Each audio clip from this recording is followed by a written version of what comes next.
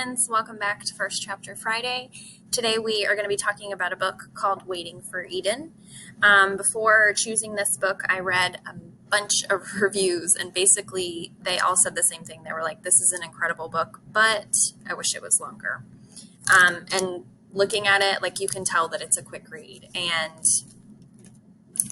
so I will give you a little bit of information.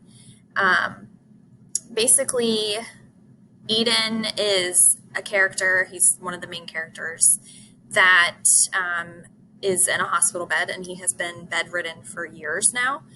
And the story is about Eden and his journey, but it also goes into his friend's journey, and his friend is kind of on the other side waiting for Eden to join him.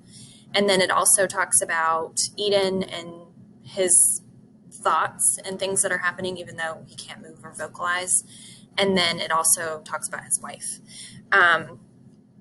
So yeah, let's go ahead and get started. And today's session will be really short because it's a really quick chapter. Okay. I want you to understand Mary and what she did, but I don't know if you will.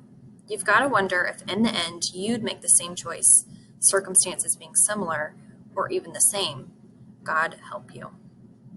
Back when I first met her in Eden, times were better. They were trying to start a family then. And months later, on that night in the Ackerman Valley, I was sitting next to Eden, and luckier than him, when our Humvee hit a pressure plate, killing me and everybody else, him barely surviving. Ever since then, I've been around too, just on the other side, seeing all there is and waiting. 3 years have gone by, and my friends spent every day of it laid out in the burn center in San Antonio. I could give you the catalog of his injuries, but I won't. Not because I don't think you could stomach it, but because I don't think it would really tell you much about the type of way he's in. So I'll tell you this. He used to weigh 220 pounds.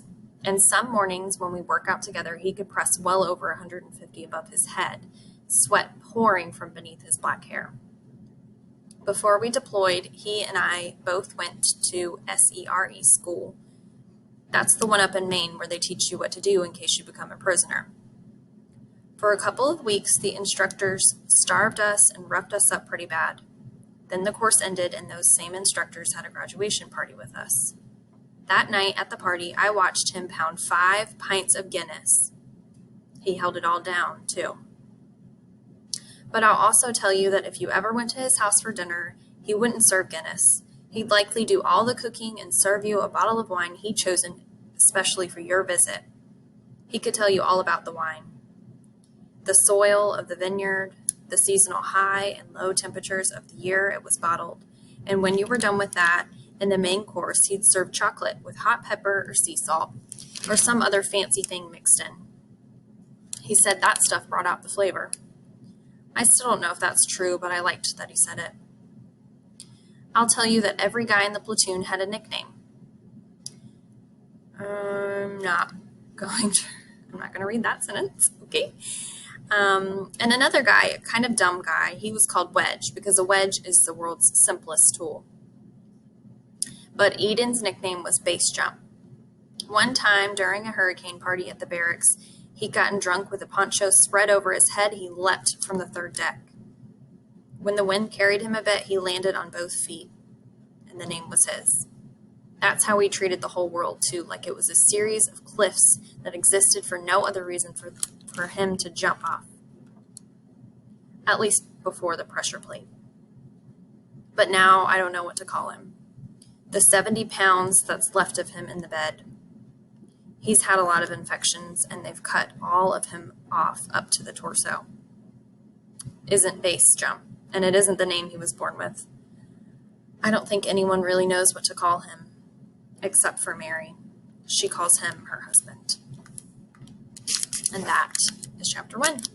So again, this is called Waiting for Eden. It's a quick read, and the reviews are just, they're wonderful. And they talk about all the good things in this book. So if you want to check it out, come find me in the library and I will help you. And until then, I will see you guys next time.